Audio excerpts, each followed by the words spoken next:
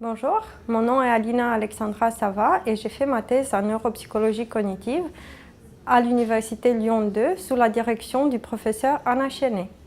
Nous le savons tous, les événements qui nous touchent le plus d'un point de vue émotionnel sont aussi les événements que nous mémorisons le mieux.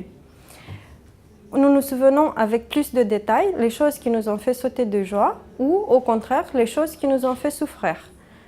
En revanche, les informations neutres d'un point de vue émotionnel ont plutôt tendance à s'estomper. Cet effet des émotions sur la mémoire a été aussi confirmé par de nombreuses études scientifiques et ces études ont aussi montré que l'apparition de ce phénomène est conditionnée par un bon fonctionnement des régions cérébrales qui sont impliquées dans les émotions. Parmi ces régions cérébrales, la plus importante, c'est l'amygdale, qui est une petite structure profonde du cerveau. Elle est aussi au centre des systèmes cérébraux qui sont responsables de la mémorisation des informations émotionnelles. Autrement dit, l'amygdale dira aux régions cérébrales qui sous-tendent la mémorisation de mémoriser en priorité les informations émotionnelles. Comme les personnes jeunes, les personnes âgées se souviennent mieux les informations émotionnelles par rapport aux informations neutres.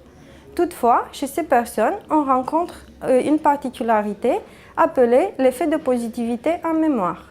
Autrement dit, chez ces personnes, on observe une meilleure mémorisation des informations positives ou agréables par rapport aux informations négatives ou désagréables.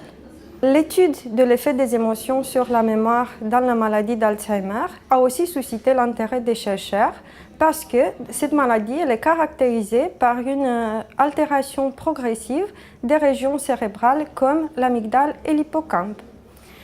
Jusqu'alors, les résultats de ces études étaient assez divergents.